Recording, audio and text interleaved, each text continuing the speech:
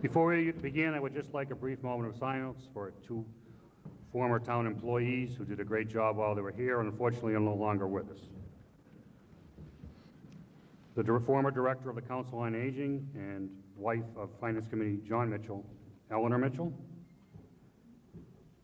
and a foreign language teacher who died way before his time in Clinton High School, Edward Thompson. We could have a moment for those two individuals now, please. Thank you.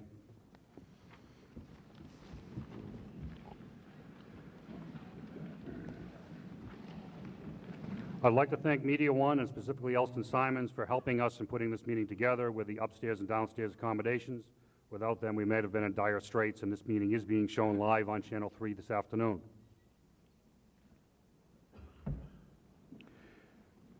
Your stage members for tonight's meeting are, from right to left, Selectman Dino Sapantis, Selectman Jerry Buffton, Selectman Martin McNamara, Selectman Mark Iacobucci, Chairperson of the Board, Mary Rose Dickhouse, Town Administrator Michael Ward, and Town Solicitor Dennis Sargent. And our secretary today is Julie Kilbride, who's hiding behind the stage here.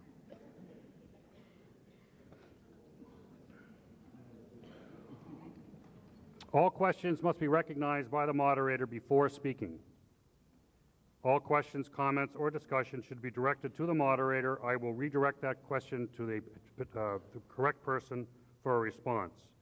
Please state your name and address before speaking. No personalities in your remarks, and try to keep your comments to the article under discussion. All proposed amendments should be presented to me in writing. For those who wish to speak, due to the large number of people in this hall, debate will be limited to 5 minutes per speaker. Each speaker is allowed to speak twice per article and twice per amendment. Any further speaking on their part would be limited to answering questions only.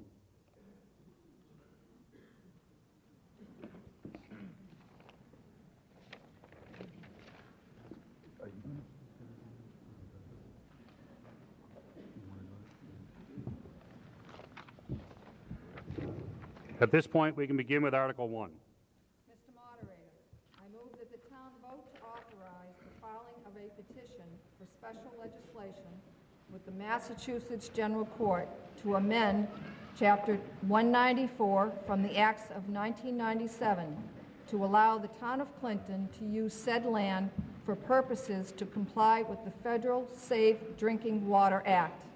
I second the motion. Article number 1 have been made and seconded.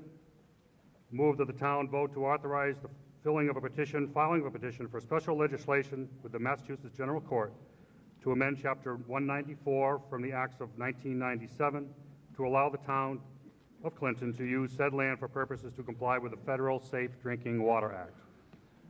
We're under questions, comments, or discussion under Article 1. Mr. Ward. Thank you, Mr. Moderator. I would just like to give a brief overview of the article and why the Board of Selectmen here at this point asking for this motion. In August of 1997, the town of Clinton was forced to enter into a consent order agreement with the Department of Environmental Protection and the Environmental Protection Agency, the both state and federal government agencies to comply with the Federal Safe Drinking Water Act, and more importantly, the Safe Water Treatment Rule and the Lead and Copper Rule under that legislation. There were 3 parts of that consent order. The first was that the town do daily intake monitoring of the water source coming from the Wachusett Reservoir, which we are doing. The second part on the Lead and Copper Rule was that the town construct a corrosion control facility to inject chemicals into the water to balance the pH to help stop the corrosion of lead and copper pipes to make the water safer. We have done that. The third piece is to construct a water filtration plant to have that operating by January of 2002. In February of 1998, consulting engineers developed a siting report by looking at all different parcels of land in and around the reservoir that would be able to host this type of a facility for the town of Clinton. The most cost-effective site at this point that's been chosen is a piece of land that would sit on the 48-acre parcel where ball fields are under construction right now on Route 110. There are 9 sites that have been looked at. Other sites are more costly. They have logistic problems for utilities or private ownership. This was determined to be the most cost-effective site for the town. Part of the problem is that when the land was given to the town from the state, it had a restriction for education, open space, or recreation use. In order to put a filtration plant on this site, it would need to amend that legislation and ask town meeting to instruct our legislators to go to Boston and amend that legislation to allow the filtration to be put at that site. So that's all we're asking today, is just the authority to pursue this site.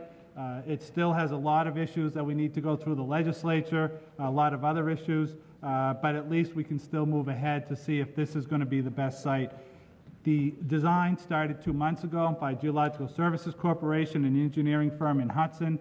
They have just started the design. We don't have a lot of specifics on that right now. We need to have full design and documents in place for October 15th of 2000 to be eligible for a 0% loan from the government. The funding for this project will come before town meeting at the annual town meeting at whatever time that's held. Right now it's scheduled for the end of April, if that makes that schedule. But at that point, we'll have the design, a good part of the design done, and cost estimates to ask the town to support authorizing borrowing for this facility. Right now, the estimates are between $8 to $10 million at 0% loan if we're able to be eligible for that program. But at this time, those specifics will be forthcoming in the spring. Right now, the focus is just to allow the selectmen to continue to pursue this most cost-effective site and ask the legislature to amend that legislation from 1997. Thank you. Any further questions, comments, or discussion on Article 1? Okay, there being none, we will take a vote. Ma'am?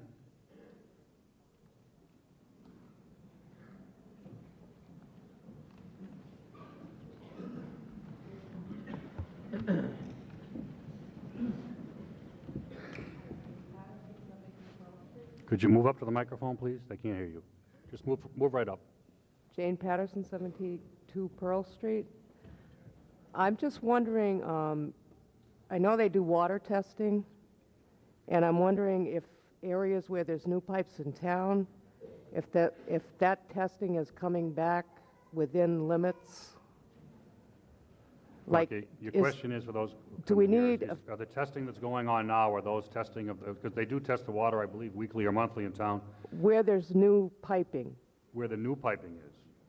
Like, do we need a filtration plant, or is it actually the piping that's causing the contamination, or is it the source?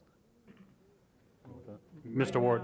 Right now, the town of Clinton's feeling is that we have a bigger problem in the infrastructure, in the water pipes and in the distribution system. However, the selectmen have been addressing that. Over the last 10 years, there have been water main replacements that have been going on. Rehabilitation is scheduled this spring for the Mulberry water tank and building a new tank on Burdett Hill. So those projects are continuing. That's where we feel we have the bigger problem. However, this is a federal mandate, federal law that we're obligated to comply with. Even if the water is up to certain standards at the reservoir, we're still obligated to move forward with this consent order. So the water right now, we've been getting good readings at the reservoir.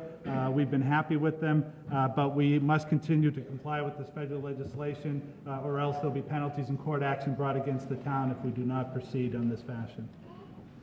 Any further questions, comments, or discussion under Article 1? Okay, we're going to take a exact count on this by hand. If I could have my tellers up front, please, except for the one, I have Mr. Gahan in the balcony, is here somewhere. If he could go to the conference room upstairs and count the yes and no votes on Article 1. And Mr. Velazquez is going to take the count downstairs.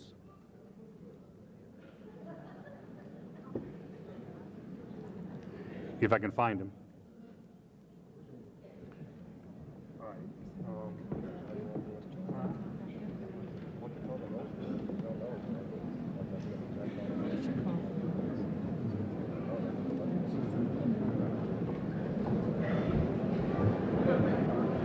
Ladies and gentlemen, let me just take a hand count to see where we're at with that, sir.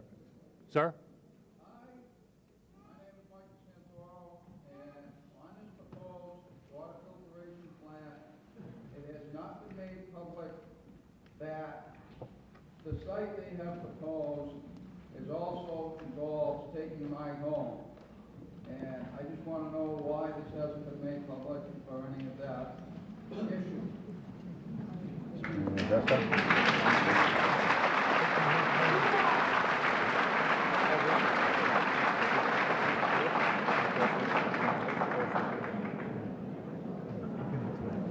You gonna talk? Mr. Ward?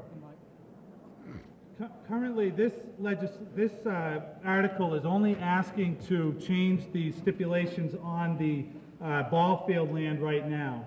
Looking at this site, test borings are going on. This is the optimal site, but there's also engineering issues that must come forward with it as well. There is a feeling that it can go there if need be. The engineers feel that the structural, the fill and the earth next to it on that private piece of property is stronger than that ball field parcel. So we're looking at all options of maybe putting a part of it on the private land and a part of it on the ball fields, or all of it on the ball fields. That issue hasn't been determined at this point. All we're asking today is to allow the legislature to change the legislation so it can go on that ball field site. Whether it encroaches on the private property, that would be negotiations that would take place with the landowner. But right now, that's not under discussion at this town meeting. Okay, but if the legislation gets changed on that, then in order for them to build a plant there, they have to put it on half of it, at least half of it on my property, correct? No. Right now, the proposal is to put all of it on the ball fields right now. That's the proposal. The engineers has advised that the earth and the soil is stronger on the adjacent property, so if possible, it could move over if we could come to some amicable negotiations with the property owner. If not, it can still all fit on the recreation field site right now. That's the proposal right now, is to put it there. It can go there. It will just need some additional work of removing some bad fill and putting in some stronger fill, but it can all fit on the ball field parcel right now. I should also remind people that this article, Article 1, is special legislation to be approved by the legislature and doesn't cost the town any money. Should this article pass, there will be another article at a future meeting dealing with funding for the filtration plant, so the whole issue will be coming up again at that point. Sir, why don't you come up front, sir? You're Just as we're waiting, Mr. Moderator, I'd just like to add, as Town Council did mention, the property owner of that parcel has been approached and under discussion right now, so the private property owner should be aware that the town was looking at that. So just to let people in the hall know, they have been approached about this, but right now, all we're looking at is the ball field property. Sir. My name is Peter Sharpus, Oak Street, in Peter, Clinton, could you Mass. talk a little louder, closer to the microphone, please. Peter Sharpus, Oak Street, in Clinton, Mass. Does this proposed site, does it jeopardize the state reimbursement for the present land project? You mean the field project? On them field projects, yes. No, it does not. It does not. Okay, thank you. Any further questions, comments, or discussion under Article 1? There being none, let's take a hand vote first, see where we're at. All in favor of Article 1, please indicate. Oh, I'm sorry. Sir. Peter Backill from Grove Street. You mentioned that this was the most cost-effective site. There are 9 other sites. Have we looked at the possibility of maybe another site being more expensive, but making better use of the ball field land, say, maybe putting the site on the old landfill, area of town that is never going to be used probably for anything else. Right now, the selectmen have not definitively picked one site at this point. All those sites are still open. The issue is, with this site, there's a unique problem that it needs legislative change, which needs time to go through the legislature to make our October deadline. So right now, by allowing this to go, if this goes through town meeting, it gives the selectmen the option to go there, but it's up to the selectmen to decide, with advice from the engineers, what is the best site. Without this change in legislation, this wouldn't even be considered, and it is the most cost-effective site at this point. Assuming there is a change of legislation, that doesn't mean we're necessarily going to build on that site. Correct. That decision's up to the Board of Selectmen. Right. Any further questions, comments, or discussion? Okay, there being none that I can see. Why don't we take a hand vote at this time and see where we're at here? All in favor of Article 1 indicate by raising your hand now, please. Thank you. And opposed? Thank you. I'm going to do this once more. The outcome of this article is obvious. It needs a majority vote. Clearly it's there. If we don't get a unanimous decision on something that's almost unanimous, then we have to hand count the whole thing. So I'm going to try this once more. All in favor of Article 1 indicate by raising your hand now, please. Thank you. And opposed? Thank you. We will take a hand vote.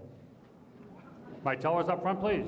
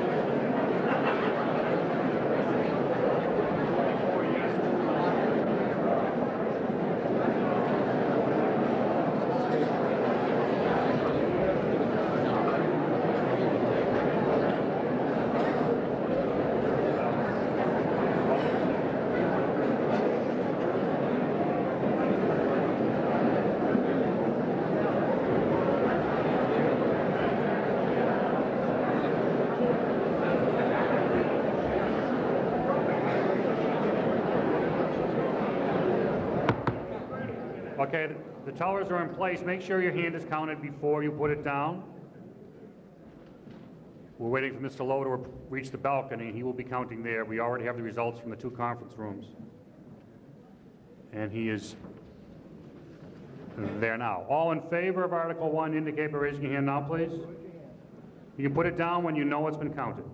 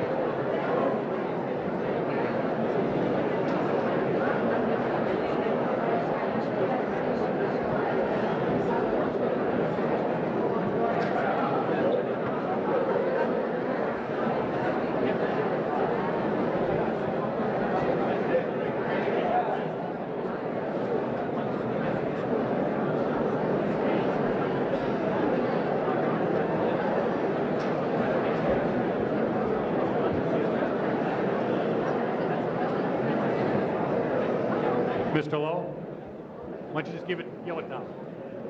Then you can stay up there. 462. How many? 462.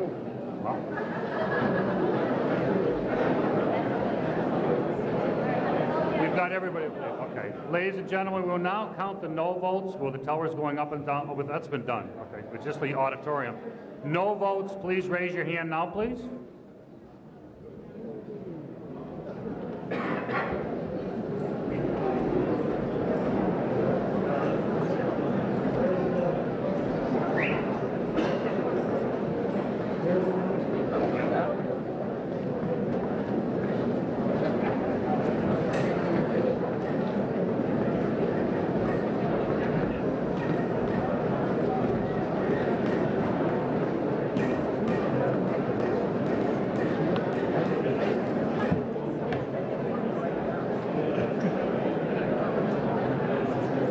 Are you sure? You want to count it again?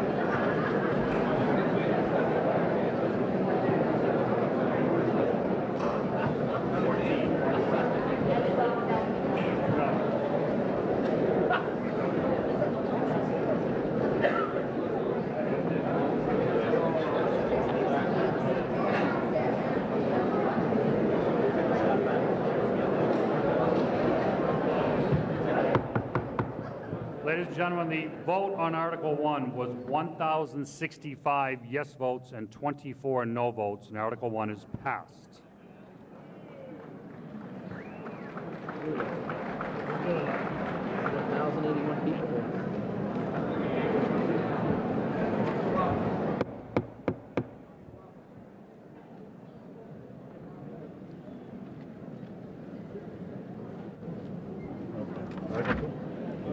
Mr. Moderator, I move that the town vote to borrow the sum of $20 million, said sum to be expended by the Clinton School Committee for the purpose of architectural fees, construction, and equipment, including costs incidental and related thereto for the building of a new pre-kindergarten grade 4 elementary school contingent on a debt exclusion override election. Second the motion. Article number 2 have been made and seconded, dealing with a sum of $20 million to build a new elementary school at the site of the old high school. Ladies and gentlemen, a couple of points of order for this article. As I have done at previous meetings, we have 3 people with us today who are not residents of the town but do have a lot of knowledge about the article, and they will be allowed to answer questions if they come up, if they are in possession of the knowledge that no one else could legitimately give, seeing as they've done so much work on this. Again, it is the 2 architects, Donald Walter and John Dorr, who are over here, and Superintendent of Schools, Edward Philbin, will be allowed to answer questions if they need, their input is needed to answer questions that you may have.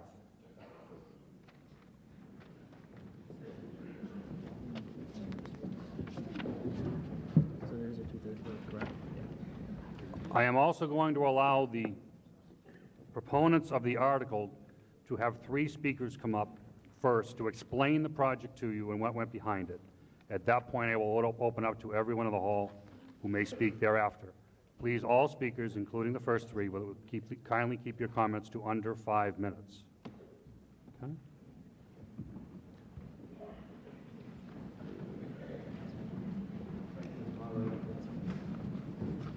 Hello, my name is Mark Elworthy. I'm a parent of 4 children, and I'm the chairman of the Building Needs Committee here in Clinton, and responsible with a lot of other folks, 17 in fact, to bring you all here this great Saturday afternoon.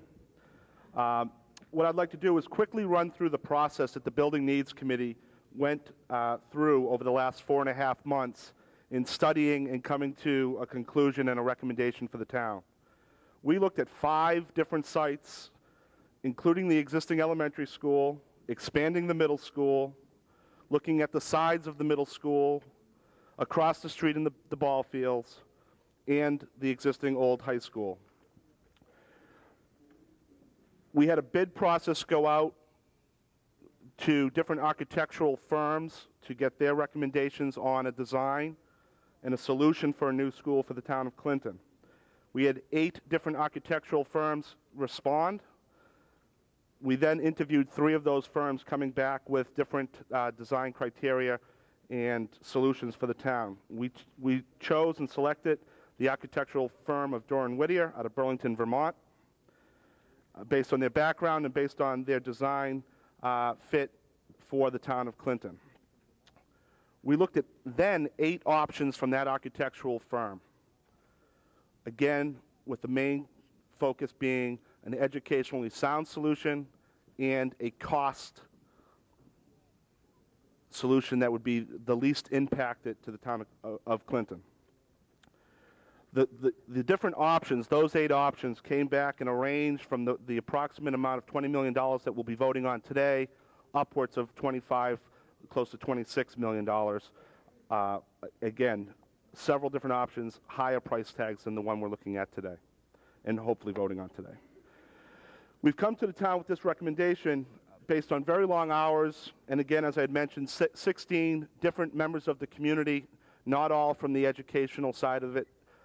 We had members from various boards, both finance, Board of Health, zoning board, some educators, and again, just regular citizens that participated.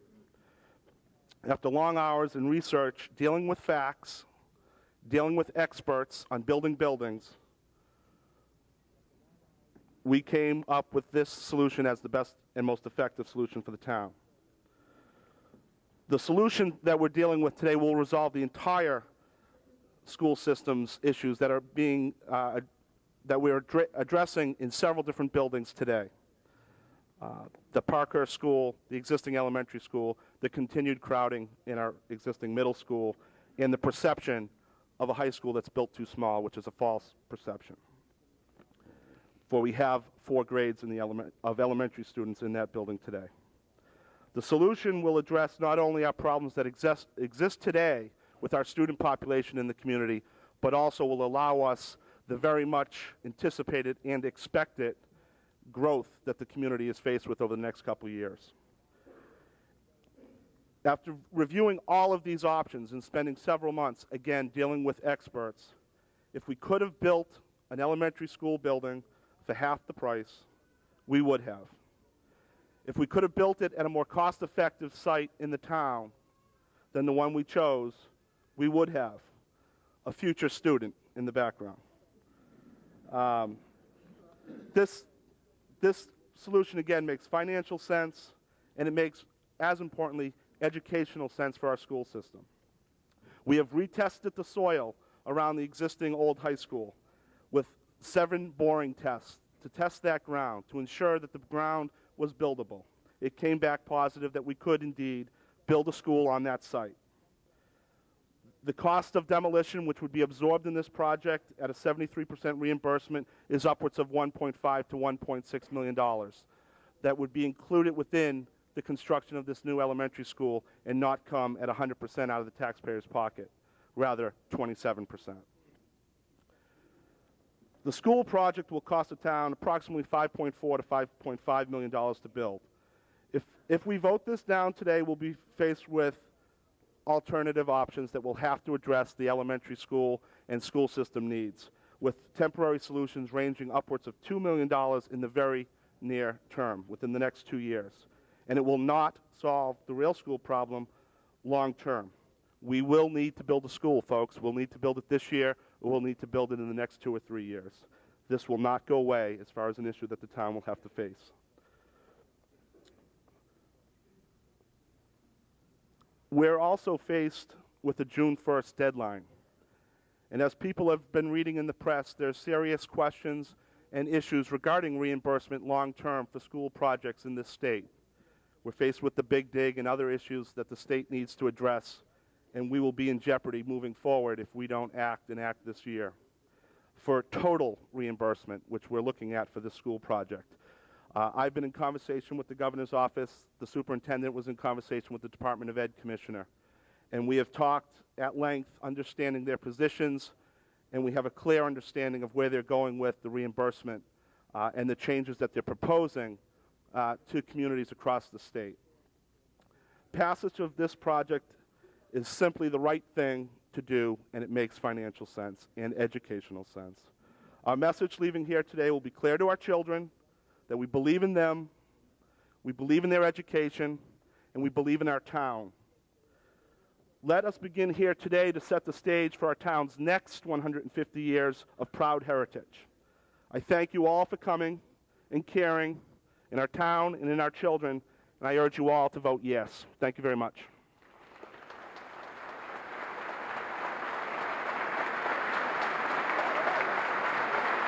Still under discussion under Article 2.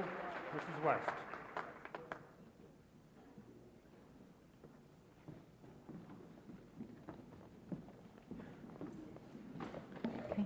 Hello, I'm Virginia West. I'm chairman of the Clinton School Committee, and I reside at 21 Lane Ave.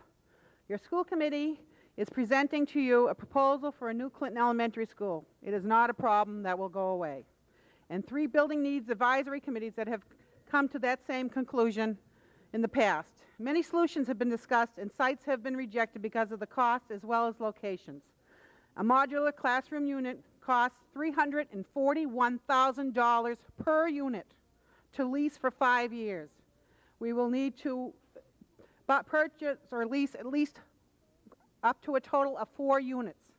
And that price does not include sewer, septic, whatever we need to do, electrical, any of the hookups.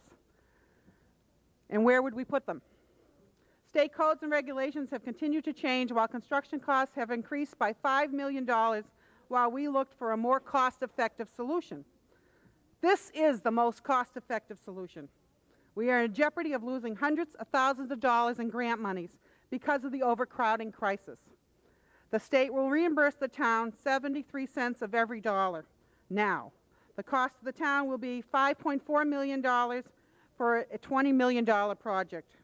This includes demolition of the existing building that would otherwise cost the taxpayers $1 million to demolish with no reimbursement. This project would give our children and our grandchildren a chance to attend a new elementary school that is spacious and in compliance with all state and American Disability Act regulations.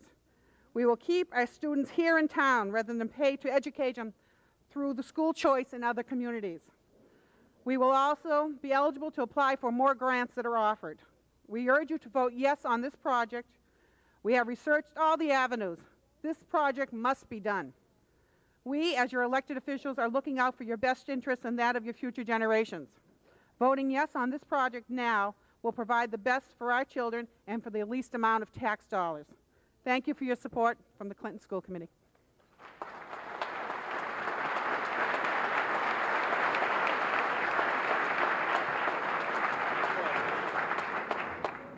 Moderator Michael Vetras, 15 John F. Kennedy Avenue. For 24 years, ladies and gentlemen, I've had the opportunity and privilege of working in the Clinton school system. I boast about the Clinton school system and brag about its teachers and children and parents and the support they've given us every day. Currently, I'm principal at the Clinton Middle School, and in order for me to get up here today, I have to have a passion for what I'm talking about, and I do have a passion. And I'm sure I'm not going to change people's minds, because I'm sure people have made up their minds already on this. But as principal, I need to assure people in this room that education has changed dramatically since 1973. There's no correlation now on what teachers have to do than what teachers did even 10 years ago. Education has become a business. I have to sell my school. I have to make people want to come to my school. I have people call me on a weekly basis or a monthly basis who want to buy property in Clinton, and they ask me my class size, and they ask me how new my textbooks are, and they ask me my curriculum, and what kind of technology they have, and how are your MCAS scores. And I've been able, the MCAS scores, Massachusetts Curriculum Assessment Test, and that's how we're assessed right now. I've been able to tell people the last 2 years, the last 2 times these tests have been given, that our MCAS tests have been above the state average in both years in all grade levels. It's a tribute to our teachers, and it's a tribute to our parents, it's a tribute to our students. But as I said before, education has become a business. The information you have on your package right now tells it all. It talks about alternatives, it talks about modular classrooms, it talks about throwing money away if you're a taxpayer. There's no more important commodity that we have other than our students and our young people. There's no more important commodity for the future of this town. I've never loved this town more than I do right now because I can see the people that are here. Members of this Building Needs Committee, I want to thank you because I learned more from you than you learned from me. Two people in particular. Mrs. Claire Agnetti, who was a representative of the elderly, who I sat with numerous times, numerous evenings. I poked her and she poked me. But Claire, if you're here, I love you very much. I respect you very much. I understand your plight very much. Another person who I never knew before personally was Mark Elworthy. Mark didn't get paid for what he did. Mark had a passion for the kids in this town. He had a passion for our school system, and he did in his heart what he thought was right. Mark gave up, he has 4 children. He must have given up 70 or 80 hours of his own time because he has a passion and a belief for what he did. And as a principal, I have a passion and a belief for what I do. And I can't promise people in this town anymore that education is going to stay at the same level. Parkhurst is a disgrace. The elementary school, St. John's, is a disgrace. It was built in 1921. One of the alternatives I'm going to be faced with as a principal if this doesn't go through is I'm going to have to increase my class size in some grades to 35 kids. And if a teacher or anyone objectively can nowadays say you can teach and be successful in a class with 35 kids, it's a fallacy. It's a fallacy. And school choice is another option. And parents in this building and parents in this town have sent their children out of town for school choice, and I don't begrudge anybody for doing that, but I take it personally. That means what I'm doing is not the best thing. That means what my teachers are doing is not the best thing, and I want to be able to say, you made a mistake. You made a mistake by sending your child out of town to school. And what's going to happen if this doesn't go through, the worst thing that can happen is that all these people move into this town, which they're going to, it's already been approved, and then these people who move into this town decide this town didn't sacrifice for its school, class size is doubled, we're going to send our children outside of Clinton to school. It's $5,000 for every child that's sent out of this school on school choice. This year I made a decision as principal of the middle school. I asked my school committee, I was given the opportunity of having children come to my school. Every child that comes into my school I get $5,000 for from out of town. I didn't jeopardize, so I said I'm not going to allow school choice this year. The only grade level I allowed it was grade 6 because that was our lowest grade level. I was not going to jeopardize class size for $5,000, and as a principal, I don't get paid to do that. I get paid to provide the best, and I want to continue to provide the best. I don't begrudge the elderly. I'm not far from elderly myself right now. I'm going to be 50 pretty soon. I don't begrudge you. If I could help you personally, I would. But I'm here today, a passion for what I believe in, for the schools of Clinton to be able to say, we're the best. We're going to continue to be the best. We want to keep our class size down. We want to provide the best teachers. We want to be able to provide curriculum. We want to be able to keep our class size down to where our teachers can do what they get paid to do. And we want to continue to be proud for our town. Again, I urge you to vote the right way. I urge you to put the kids in perspective. I urge you to think about the future of this town, to do what's right, to keep Clinton #1. That's what we want to do. We're judged on MCAS scores, and if a lot of these things don't happen, my MCAS scores are going to go down instead of up. Again, thank you for listening to me, and I hope we do the right thing today.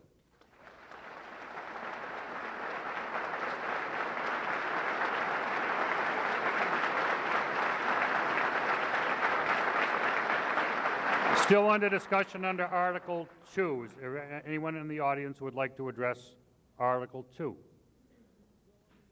Sir.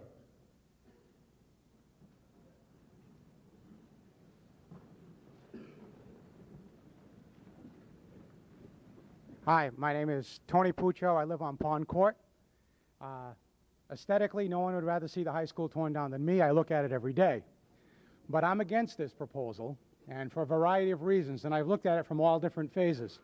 I have the MCAS scores, and I don't, honestly, I mean, I could go after it that way because I don't see any greatness. I think the state and the town are in sorry shape in the MCAS scores. But I want to talk about this thing financially. Right now we have a situation where we keep on saying reimbursement from the state. And as was brought up, we have the big dig problem.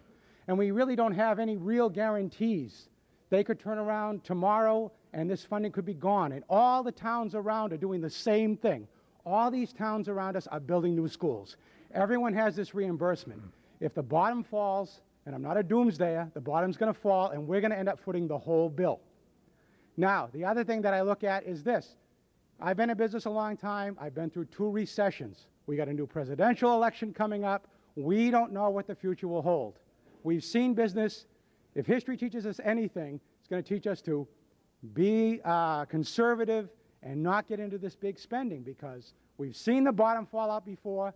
If it falls out again, we're going to be stuck with a big bill. And what's going to happen then to the whole tax basis of the town of Clinton? So that's the point I want to bring up. I hope people will think about it and think about this thing and be responsible. The other question that I have is, if this thing gets voted down today, because all we keep on hearing is more money. If this thing gets voted down, how long before you could bring it up again? Because that seems to be the motif in towns, is when something gets voted down, they wait a month and they bring it up again and pass it through. Yeah, the answer is there are no restrictions on when an article can be brought up again. Right, so if we vote this down today, you could next month bring this whole thing up again. Conceivably, I mean, there is an annual meeting coming up in late April, so. Right, so this could get pushed through. So basically, if you want to get it pushed through, it doesn't matter what we vote, you can push it through again. Anyone has the right to put an article on the warrant, and there's no real restrictions on how often they have to do it. They would like to do it.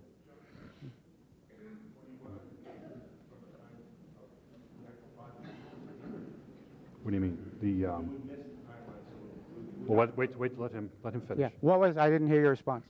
No, you can finish, sir. Okay, so all I'm asking is that everyone think about that, think about our history, think about the past, the times we've seen business go down, financially when everything goes down the tubes, and think about this, and just think about what would the school system have to do if they didn't have the school.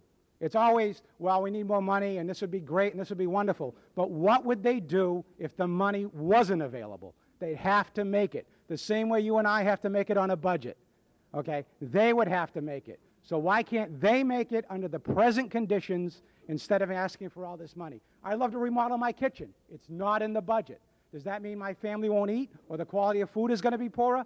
No. We just do with what we have, and that's all I'm asking. Thank you.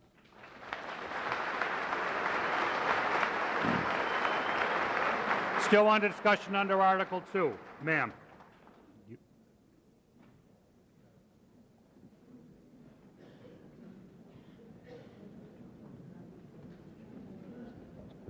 I hope you can hear. I know the PA system sometimes doesn't go all the way back. Ma'am, could you Can speak you a hear little it? louder and into the No. microphone? Please? Okay, I'm Erin Nugent, Tyler. I live up at Ridgefield, and my background is one of having been an early childhood consultant to private and public schools. I am for this school plan, and the reasons are kind of deep. I'm a retired person, but little kids need a good environment in which to be taught. They need more space. There are a lot of state regulations that make it almost impossible for you to choose to do it otherwise. Clinton, at the present time, hasn't got those things in place. Well, what difference does it make? To me, it makes a big difference, because I think if you address this early on in children's lives and give them a good start, at the end, they don't have the problems that they might have later. But there's another part to this problem that worries me, although I am for the school project.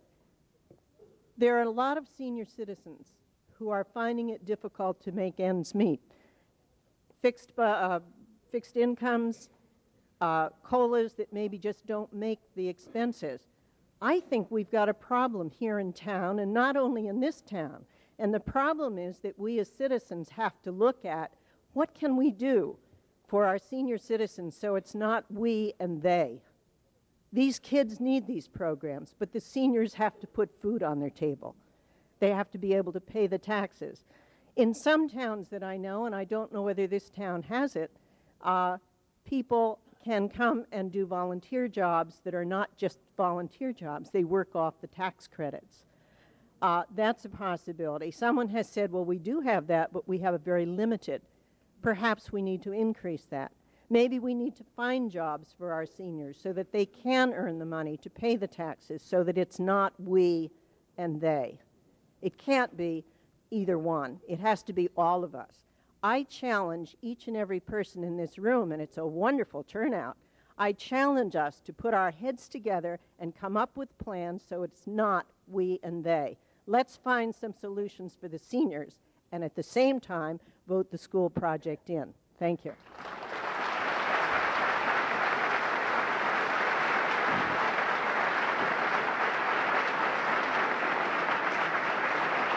Sir. Why don't you pick the microphone up a little bit, raise it up. Hi, I'm Sean McGrail from High Street. I just want everyone to know one thing. We have one grade. We have the third grade are in 3 different schools at this point. We have some at the elementary, some at the middle, some at the high. Right now, there's no need for that. If we do have the new school, these kids get to be with kids their own age. They're not tossed in with high school kids, even kids just a little bit older with them. They are all in the same area, and I think that's what we need right now. Thank you.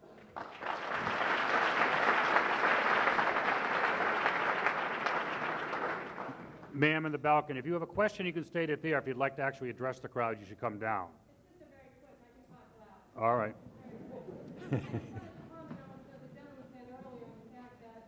Yeah, can you name and address, please?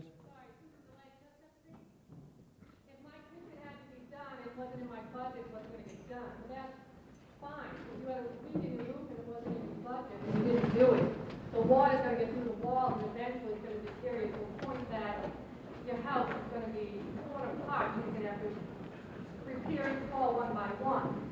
I mean, this school system is in such a deterioration that if something isn't done about it now, the cost is going to be dramatic. To such a point that we're not going to be able to afford it at all. So that's, I just wanted to say. Thank you.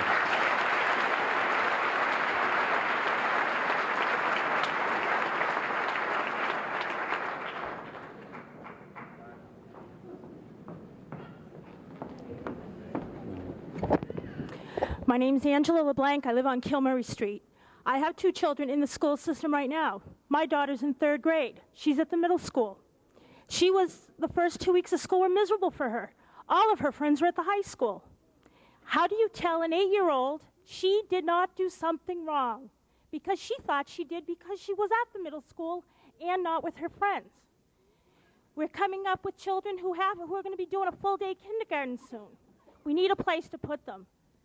35 years ago, the old high school had problems 8 years after it was built. At that time, it was chosen to be ignored and Band-Aid repairs were done. Well, look where we are now. We had to build a new high school because the buildings were not taken care of properly. St. John's is a wonderful, the elementary school, the old St. John's, is a wonderful building, but it does not have the capacity to hold the children that are in there now. It was great when it was St. John's, when it was private. It's not private anymore. We have every child in town. We all try our best, but look at the playground those children have to play in. Our children need a playground with grass, not gravel, not hardtop. They need swings that we do not have to worry that they're going to fall apart or be hurt on. We have to think about the education of our children because in this town, ever since I've grown up here, pride and tradition has always been number one. Well, if we can't teach that to our children by voting for a school and telling them that they are worth something, then we are going to have a problem because our children are the future of this town. And if we don't give it to them now, they're never going to get it anywhere else because we have to be there for them.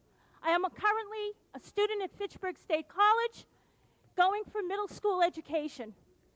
And I am seeing what I have coming up before me. Teaching is not an easy job. I have found out recently, in order for me to student teach, I have to take the first half of the literacy test for my teaching certificate. Education has changed from when I was in school. The one-room classroom no longer exists. A teacher must be computer literate, must be bilingual in some cases, must be everything. Some of you think teachers aren't doing their job. I'm sorry. They're doing 4, 5 times of their job. You are counselors. You are nurses. You are giving your heart, your soul, and your love. And for someone to be a teacher, they're doing it because they love it. And those of us as parents, we want the best for our children because we love them. As a community, let's look for our children for a change.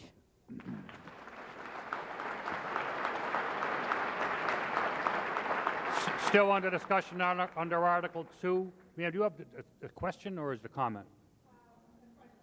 Okay, why don't you stay? Would you state your name and address, please?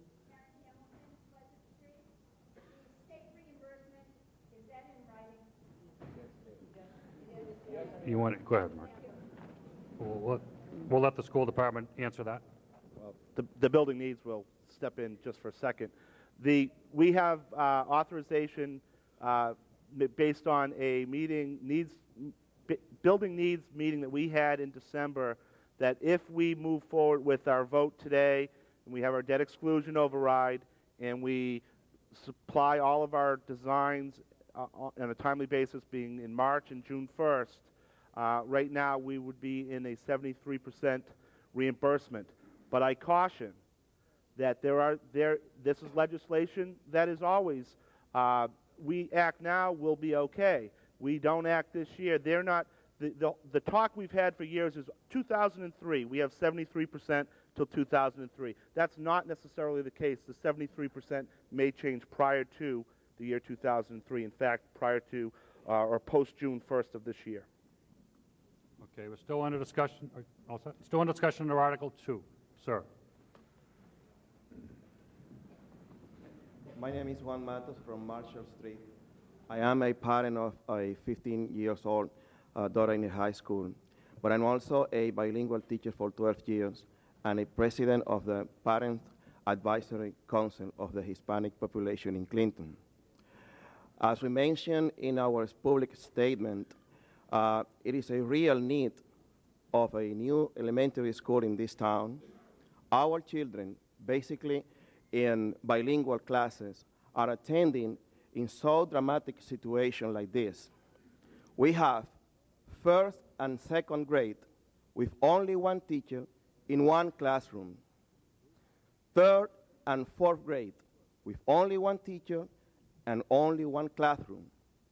The same situation with fifth and sixth, seventh and eighth.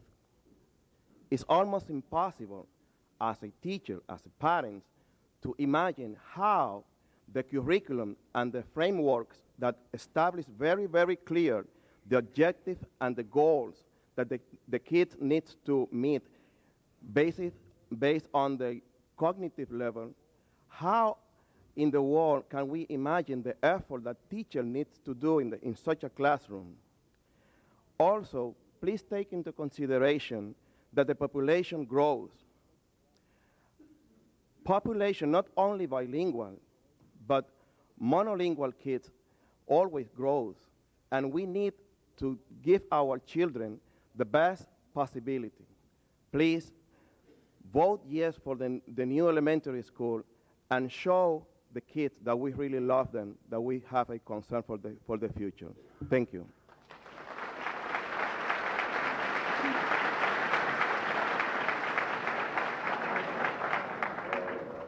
Hi, my name is Justin Joran from 43 Vale Street. Speak a little louder, please, into the microphone. My name is Justin Joran. I'm from 43 Vale Street. I'm a senior at the Clinton High School. I've taught with the third grade in my health awareness class. I've taught with the third grade in my health awareness class at the high school. It's not a place for them. We are high school students. Third grade students do not belong in a high school setting. They belong in the elementary school. They have pride. That's one thing I'd say about them. They have pride in this town. They feel that they are the future of this town. They are our future.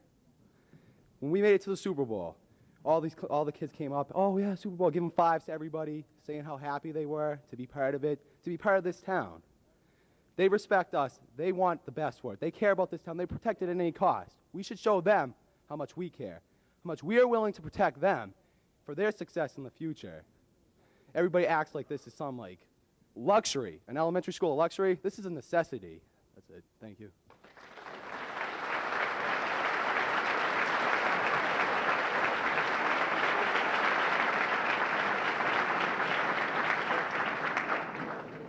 I'll try to be brief. Please. My name is Ed Sheridan. I'm on the school committee. And I'd just like to give a few thoughts on some things that have been said. There seems to be a misconception. Hello? Can you hear me now? Can you hear? There seems to be a misconception that we're somehow going to save money if we don't build this school. Your taxes, ladies and gentlemen, if we don't build this school, are going to go up. Because we are going to have no choice but to expend probably the same amount of money per year, if not more, doing Band-Aid approaches and throwing that money away dollar for dollar. Because when we're done in 3 or 4 years with our Band-Aid approach, we're still going to have to build a new school. And only God knows how much state funding there'll be at that time. Right now, we're in a position where the problem is real. It's not going to go away. The kids are here. There's 170 new homes waiting to be built. I don't know where you people think you're going to put these kids. All we're going to be able to do is go out and get modular classrooms, and you can't rent them cheap. You have to take them at 5-year leases now because they got you by the hook. If you need them, you're going to have to lease them. We're talking $300-something thousand to lease them per year. Plus, you have to do the foundations, the hookup. You have to buy land or find land. All these fields we've just done over will be full of modular housing. And what are we into here? Are we into warehousing kids, or are we into educating kids? If we want to warehouse them, we can just go down to Van Brody's, take an old building, and put some chairs and tables in.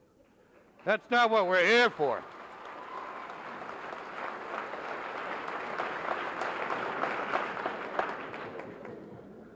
I'm like Mark Elworthy. I got in this position. I don't make a lot of money doing it either. But I'm in here because I care about these kids. And I care about the elderly. And I agree we should do whatever we can to get whatever legislation we can to help the elderly, or find whatever program we can to help the elderly, or anyone else on a fixed income. But we shouldn't sacrifice the kids because we haven't pushed our legislators or programs or whatever to help those other people. I'm all for helping the elderly, and I'd be happy to ask this room to get together to help them down the road. Give them tax breaks. There are tax breaks out there that they need to be made aware of. There are programs for them. Whatever we can do to help them, I'm all behind them. But let's not sacrifice the kids in the process.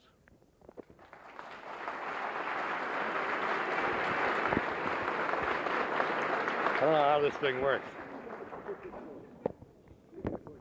I don't get up to a mic too often.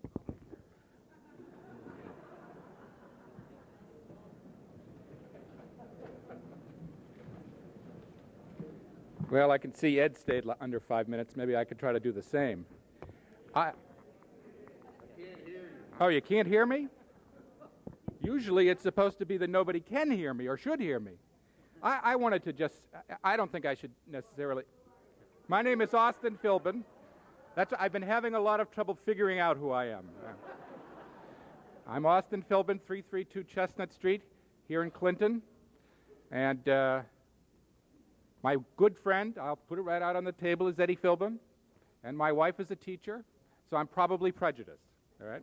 But I'm not speaking in favor of the project because I don't think that's my place. But what I am speaking of is I don't understand how in this day and age this became a debate about whether the community can take care of its elderly or whether the community can take care of its kids. I don't understand how that happened. I don't understand how that got introduced. I don't understand the reason for it, except I don't understand it. Why is it that we have to be divided? Why is it that this community can't take care both of its children and its elderly? I want you to, I am so amazed at when I look at what the parishioners of St. John's Church have done in the past year, spending millions of dollars from elderly people and some not so elderly, because they loved their parish. They loved their church. They loved their pastor. And there was no divisiveness in there about that. There was no fighting. It was all a project that we did as a community. Now, you want a couple of ways to help the elderly, won't cost you a cent? What about garbage stickers? Why do they need to pay 75 cents for garbage stickers? Why can't they get them somewhere when they show an ID? Want to help the elderly? Won't cost you a cent. Why, after every snowstorm, is the sidewalk in the park not plowed or not shoveled so that the elderly can't walk on it? That costs you nothing. Nothing, not 1 red cent to take care of the elderly to do that. Nothing. All right? But you want to get in a fight over whether or not we get a school, and if we don't get a school, if we get a school, we got to hurt the elderly to do it. That is, what is that called? Wow, and I went to college too. I don't know what it's called. It's demagoguery. How's that? That's my final answer. That's demagoguery.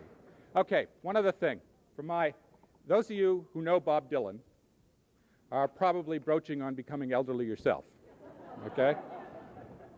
If all you can think of is Puff Daddy Puff, then you're not elderly. Okay? Bob Dylan, at the beginning of his career, wrote a song called "The Times They Are A-Changing," and it was a call to my generation, the generation of the 70s, to bring something to the communities, to the nation. He recently came out with this song. It's not dark yet, but it's getting there. So when you go from 20, the times they are a-changing, to 50s, it's not dark yet, it's getting there, you begin to think about, what is this all about? Who am I? Where am I going? What am I doing? How are my kids? How are my grandkids? And I think to myself I took my son to Rome, and we went to the Forum, and we looked at the buildings, and all that was left was buildings. And we had the little map on the thing, and this was Pliny's house and Joe Schmo's house. And I said to myself, we don't know who they are. We don't know who they are, but we know what they left. And we look at the buildings, and we say to ourselves how grand they were and what they symbolized, the greatness of Rome. We need, at the 52-year-old people, we need to start thinking like that. What are we going to do? Can't we leave something to our kids, to our grandkids? Just like the people in St. John's said, I'm going to make this dedication of this church so that my children and my grandchildren will be able to worship in it in the way that I have. So, it's not dark yet, but it's getting there.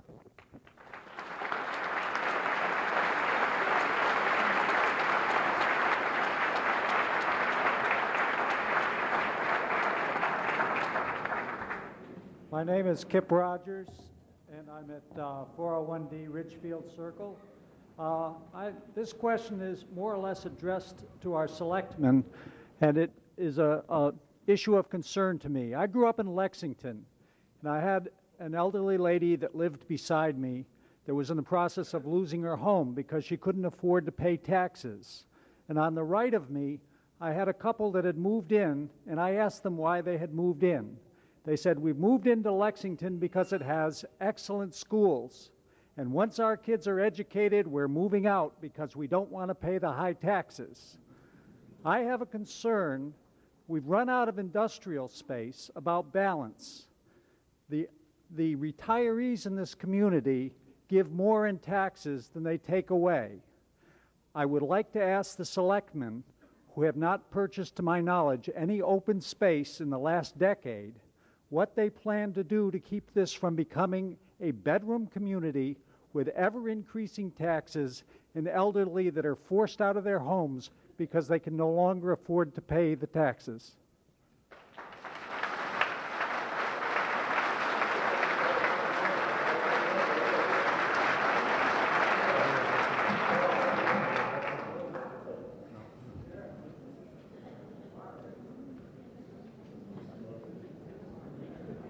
Ms. Dicko.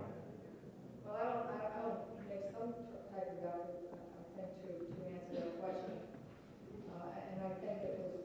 more than just one specific issue. I think that being a selectman in any community today becomes increasingly more difficult as time goes on. And I don't think that it's fair for there to be a perception out there that the Board of Selectmen and the town fathers are against education and the schools. Rather, we are concerned about just what this gentleman has talked about, trying to provide all types of services for all of the residents in this town. It becomes increasingly more difficult, being that we are an old community with tremendous amount of work that needs to be done in our infrastructure. We have major water problems that we are addressing with a new tank up on Burdett Hill, with the proposed rehab of Mulberry Drive. We try to balance all town services. We are concerned about open space. We do have an open space committee. We are constantly meeting with all types of people about all kinds of concerns. We do meet on a periodic basis with all of the town boards, the Board of Selectmen, the school committee, about all of the issues that affect each and every one of us in this community. It's not an easy issue. There are many difficult issues and many difficult decisions that have to be made. As we said earlier at annual town meeting, the water filtration issue, an article will be before you folks. It's an important issue, an issue that affects each and every one of us. We're all concerned about what comes through our faucet, and we want to make sure that it's healthy for each and every one of us. So as far as saying what are we doing, we are doing many things.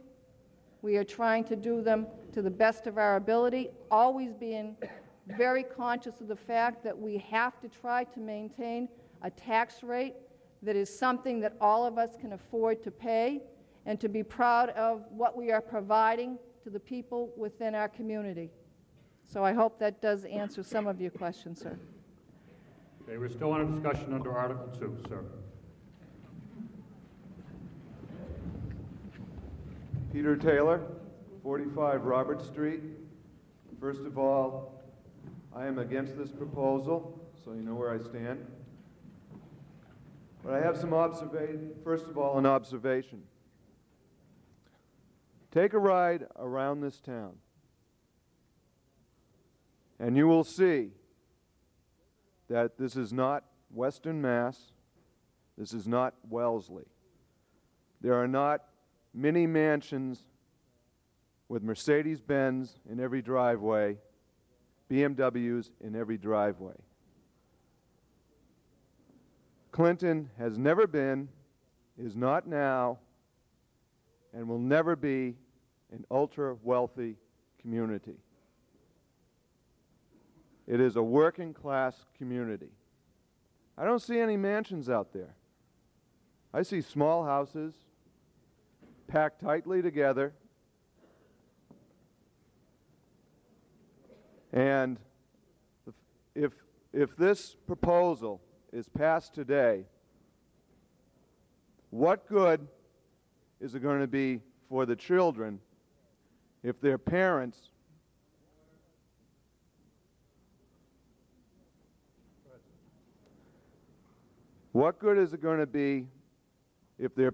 cannot afford to live in this town and they have to move out of this town? They're not going to be going to that nice shiny school, that $5 million school. Because the average person, the average parent in this town works 40, 50, 60 hours a week just to get by right now. Maybe $7, $8 an hour at some factory on second and third shift, and that's a reality. It is not only the elderly people on a fixed income who are going to be hurt by this. It is going to be working class and the working poor who are going to suffer because they will not be able to afford the taxes.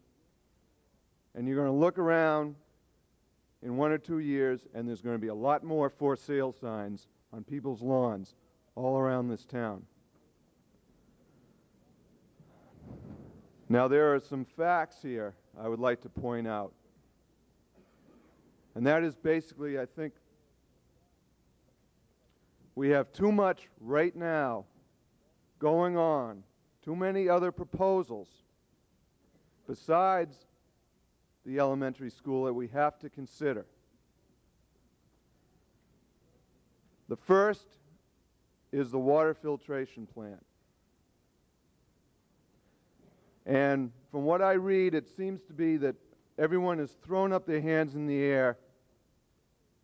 Officials and citizens, what I read in the paper, has said, the federal EPA is going to force us to build this plant.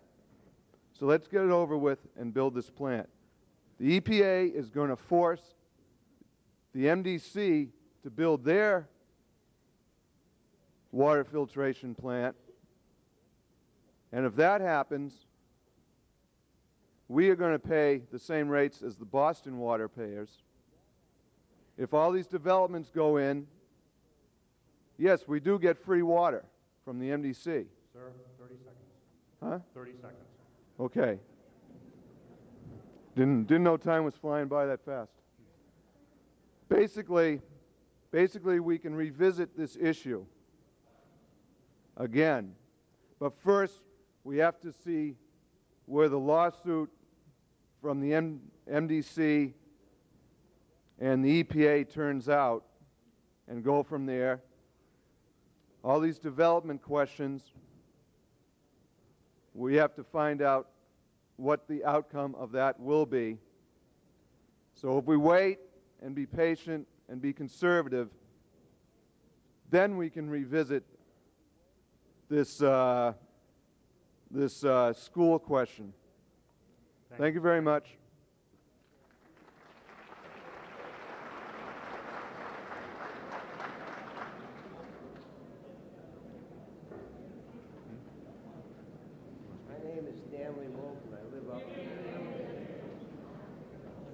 My name is Stanley Wolf, and I live up in Richfield. I wrote mine out so I wouldn't be long, take a few minutes of your time. My wife and I have lived in Clinton for 9 years. We've lived in Clinton for 9 years now. And prior to living in Clinton, we lived in a large metropolitan area, and I'm wondering why we moved to Clinton. The answer is very simple. We wanted to be near family. Family is very important. No matter where you live, whether it's a metropolitan area or a small town like Clinton, you have to be a good citizen and pay your taxes. My main reason for speaking this afternoon is I have a question to ask each of you, collectively and individually, a rhetorical question of sorts that you can answer to yourself and your friends. You may not like it, but here goes. Who do you think paid for your education as you grew up in Clinton and went through the school system? Whether you went on to college or went to work, it makes no difference. I can tell you who paid for it: your parents, your relatives, and your elderly or senior neighbors. Think about it. How did they pay? They paid through the real estate tax. The real estate tax is a tax that takes everything into consideration. Boards work it out, and it's all-inclusive, and it includes the school tax, or the money to fund the school. The school just can't arbitrarily pull money out of the air. So, folks, I'm going to tell you something you may not like.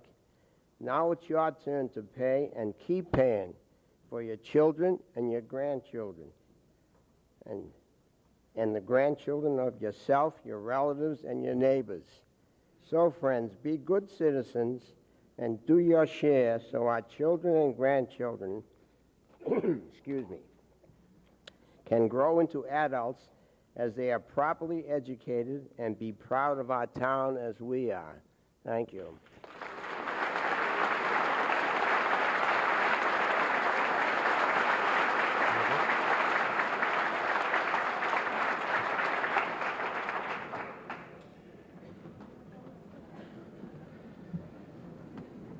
Good afternoon. Can you hear me? The famous question. Thank you. My name is Stan Starr. I live on Hugh Street. I'm a parent of 2 students in the Clinton Elementary Schools, one of whom is in the nomadic 3rd grade, currently residing up on 3 different locations, and we've heard the speakers before. It's very, very true. Christopher also received occupational services that he needed. He had them on the stage of an auditorium while there was a gym class going off to the side. A lot of kids in our schools need services for early intervention. They get them in noisy corridor rooms. They get them in cramped coat rooms. It's not fair to the kids. They deserve better. Our teachers are motivated. We're very fortunate. We're a close-knit community. We always have been. We always will be. Give them an environment to work with. It's not fair to them. It's not fair to our kids. Liability issues. I thought about this all last night. Parkhurst School. I don't know how many people are familiar with Parkhurst School, the last remaining neighborhood school we have in here. But if you want to see some remnants of the past, take a walk on down. You got steep stairways, you got poor lighting, and horrible environment to work in. We're asking our teachers to physically assist kids who can't make it downstairs to restrooms. Can you imagine the liability this town would have if something happened on the way down to teacher or students? Don't want to hear about it. But we have insurance, don't worry. It's not the issue, folks. That building should be a museum, not a school.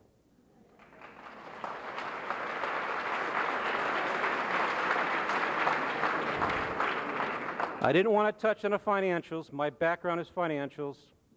I'll confess to being a member of this finance committee here for a fair number of years for this town. These people voted in favor, 4-1, of this school.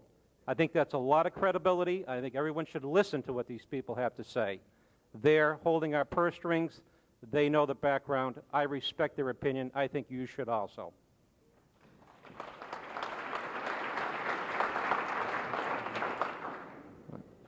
The financials, I heard mentioned here earlier, it's not going to cost us zero if we do nothing today. Look at the reports you have in your hand. It's more expensive, at the very least, half as expensive for doing nothing. It's going to cost us money if we don't approve this school. It's plain and simple. It's just going to happen. Believe it. Mr. Sheridan had made comments on this already. Look at the numbers. Unless you think they're outright lies, you're going to pay one way or another. And in 5 years, what are you going to have? You're going to have remnants of some modular classrooms. That's what you're going to have. You're not going to have a school building to take care of our kids. Is there going to be a decrease in a few years of building costs? What do you think? When's the last time our consumer price index reduced? Try 50 years ago, folks. 50 years ago. It's simply not going to happen. As he winds down here. We've got excellent educators in this, and we've got excellent people. And everything that's said about the seniors is absolutely true. We need to do something to help them. Judge Philbin had a great point. There are things we can do, and we should do. We should do them sooner, but we should also take care of our kids and approve this article. Thank you.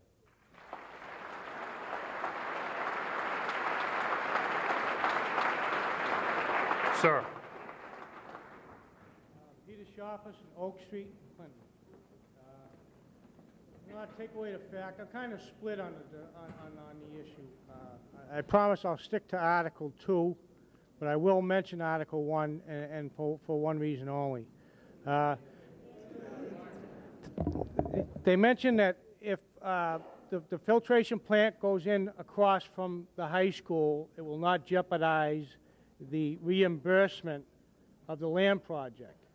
But my question is, it says in here that if we put the middle school there, it'll jeopardize the reimbursement for the land project. I believe we probably do need a middle school. I respect what Mr. Vetras said. I know he works real hard at that middle school. I have 2 kids in the middle school. They do well in the school. I believe in the system. I believe it's a safe system. The teachers work hard. We do need more classrooms for the kids. It's better to educate the kids with smaller classrooms. But I would also like to propose that I think the biggest issue is the location and the cost of the school project. and the size of the school. I believe we do need a school, but I would like to recommend and to say that if it's a town of sacrifices and we need to take care of our elderly and it's a close-knit community and we care about our kids and we care about our families, we can look at other alternatives. If we have to sacrifice some of those fields up there at that athletic field, so be it, to put the school there. But one way or the other, if we're going to get the school, let's do it where it'll meet everybody's standards as far as sacrifices are concerned. Thank you. Thank you, sir.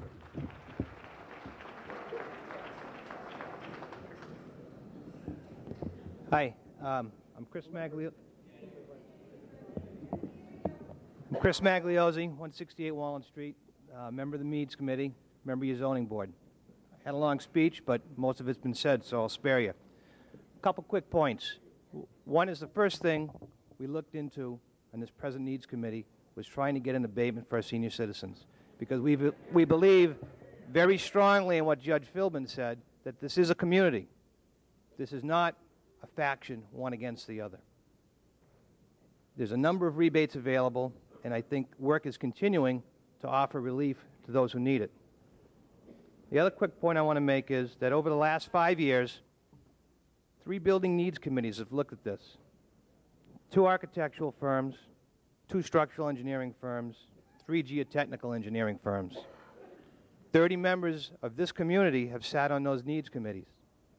The time for studying is over. The only question is, how soon can we do this?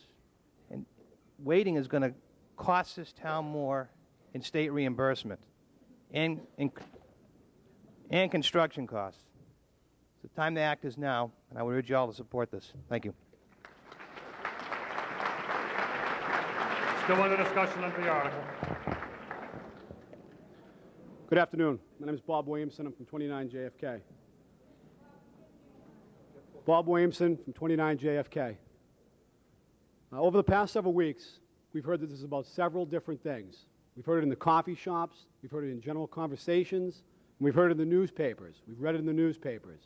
But I think it's very important that everybody understands here today exactly what this is all about and why we're really here. And we have to focus on this issue.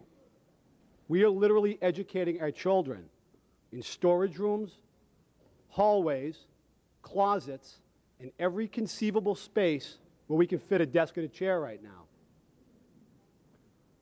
We are here because our school system is so drastically overcrowded, our 3rd grade class has literally spilled over into our high school building. That's why we're here. We're here because we're obligated as a community to provide safe, adequate classroom space for our children. That's why we're here today. Now, there's been many concerns raised about the cost, and I think that's been pretty much covered. I was going to go into it a little bit, but I'm not sure that we need to. Mr. Sheridan went into it very clearly, and it's in your packet. But basically what we have to understand is, no matter how we vote here today, this is unquestionably going to cost us money. If we vote not to build a school today, we are voting to spend exuberant amounts of money on Band-Aid solutions, and in the end, we will have absolutely nothing to show for it. Now, basically, we're going to be choosing between one of 2 things, an elementary school and modular classrooms. That's what we all need to understand here today, because that's the choices. There is no other choices. There's no option available here today where we're not going to spend money. I just want to touch on a couple of quick facts. From 1995 to 1999, 81 new homes were built in the town of Clinton. In that same time period, student population increased by 233 children. Now, you can evaluate the numbers and interpret them any way you want, but the simple fact is this: more homes, more children. Currently today, we have 170 new homes approved for construction in the town of Clinton. Several of them are already built. We have 22 more homes proposed for the Berlin Street area, and we have 495 condominium units proposed in that same area. So the bottom line is this: every red flag that exists is up right now on this problem. The only question is, are we seeing it and are we paying any attention? 2 school buildings bursting at the seams, children in the corridors and the hallways. 3rd graders in our high school building. 200 single-family homes. 495 condominiums. 300 to 400 plus new students by the year 2005 here. Red flags just blowing in our faces right now. Now, as sure as I'm standing here right now today, if we choose to ignore this problem again, and we choose to let this problem fester, we are unquestionably going to be facing a financial burden and a logistical nightmare juggling these students that will make this filtration plant look like a leaky pipe in comparison. So if you're truly concerned about your taxes, your property rate, and if you're truly concerned about the well-being of our town and the well-being of our children and your grandchildren, then every hand in the building, from the stage to the back room, should be up in favor of fixing this right now. We owe it to our children, our grandchildren, and we owe it to ourselves as a community. Thank you.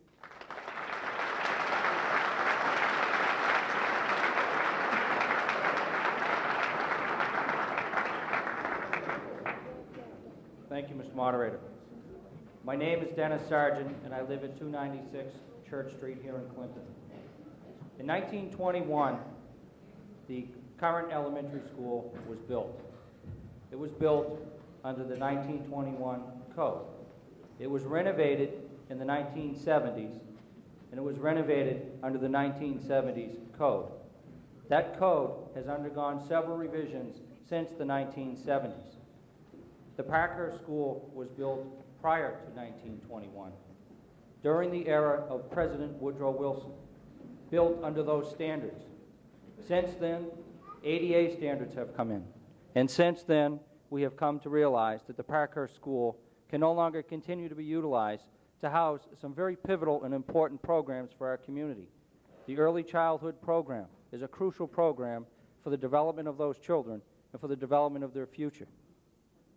We can no longer continue to expect our children in those conditions to exceed the high standards that we all have for all of them if we can't even meet the minimum standards of our state building codes in those buildings.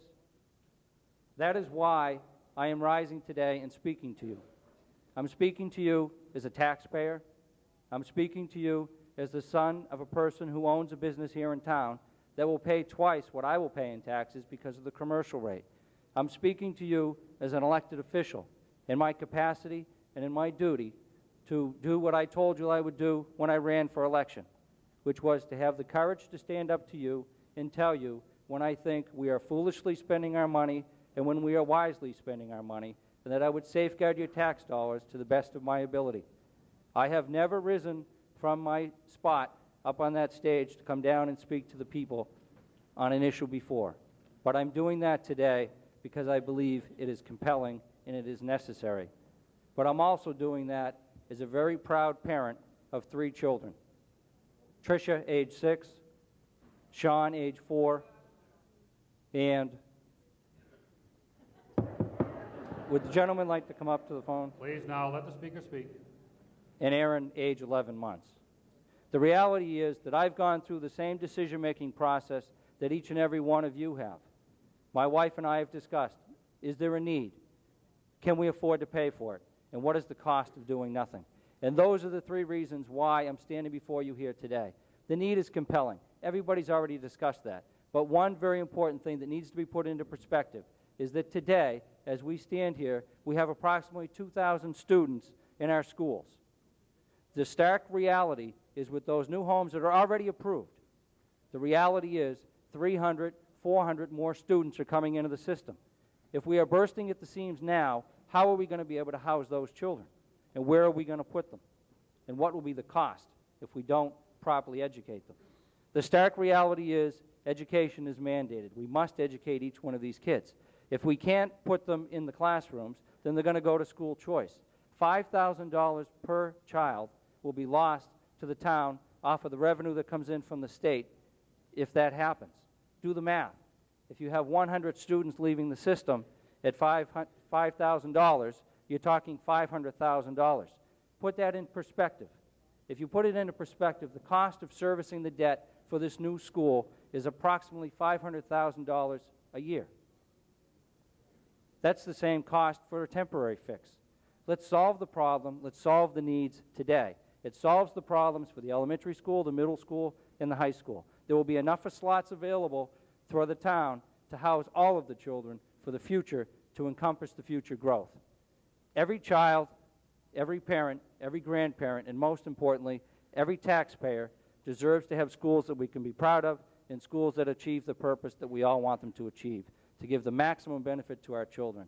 I ask you to please give 100% of your support to these elementary school children, children that don't have a voice today, but I ask you to please give them a voice. Thank you.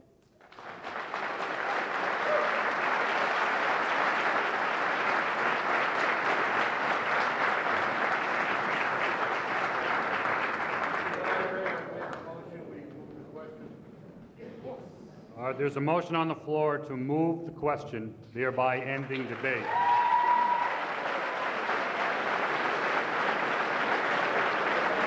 Is there a second to that motion? Moving the question requires a 2/3 vote. We will see how we do here. What you are voting on now is whether to end debate. You are not voting on the article.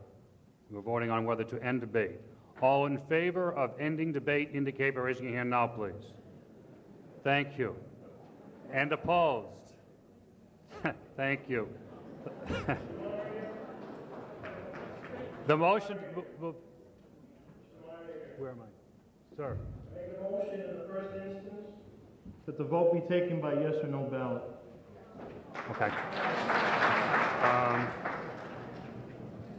Okay, that's not a debatable question, so we can't accept that motion. What you're voting on now, we have ended debate. What you're going to vote on now is, the vote is scheduled to be taken by hand. This article is Finance Committee approved by a 3-to-1 vote of the Finance Committee, and you will be voting on this by hand. However, we have a motion on the floor now to change the vote from a hand vote to a ballot vote. A majority vote is required to make that change. First of all, is there a second to that motion? Second. Okay. Show of hands, please. All those in favor of voting by ballot, secret ballot, indicate by raising your hand now, please. Thank you. And opposed? The motion is defeated.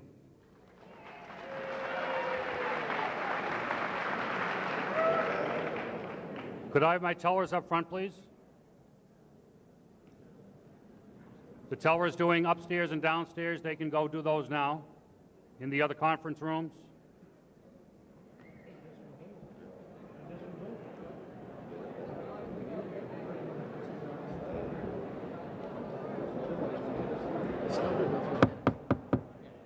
Ladies and gentlemen, all those in favor of Article 2 indicate by raising your hand now, please, and keep your hand in the air until you're sure it's been counted.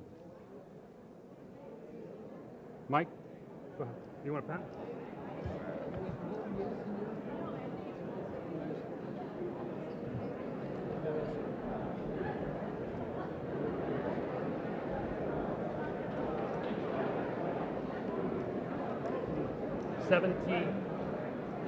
Next question.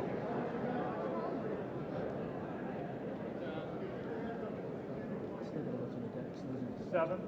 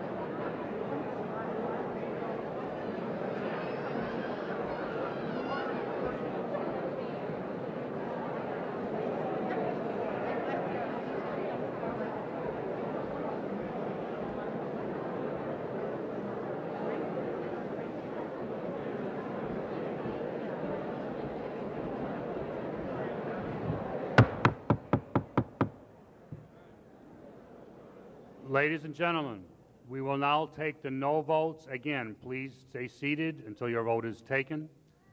All against Article 2 indicate by raising your hand now, please.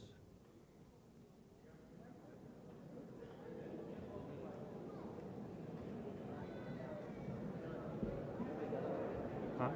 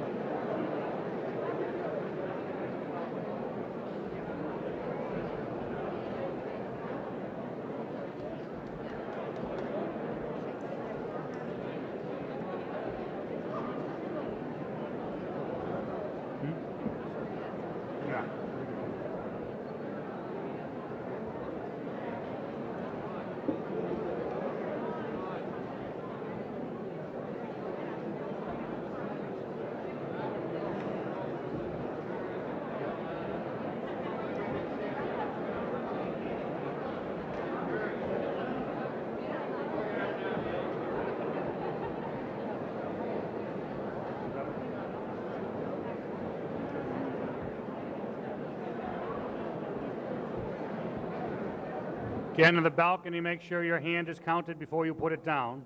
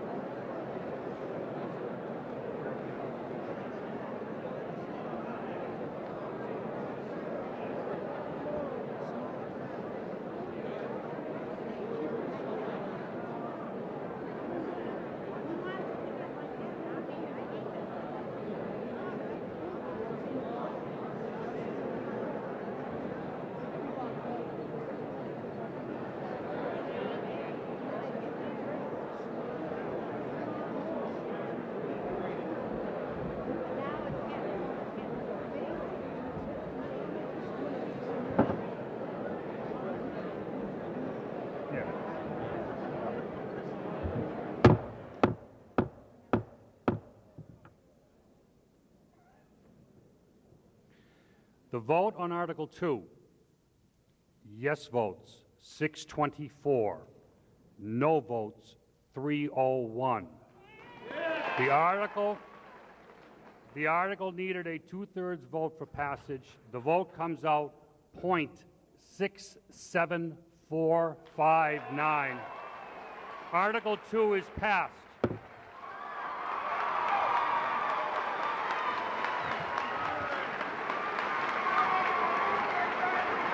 Motion is made to adjourn. Motion is made to adjourn. Thank you and good night.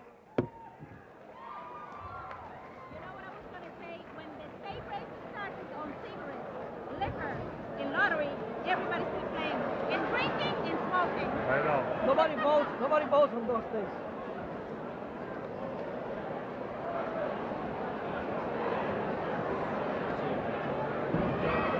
Thank you, Mike.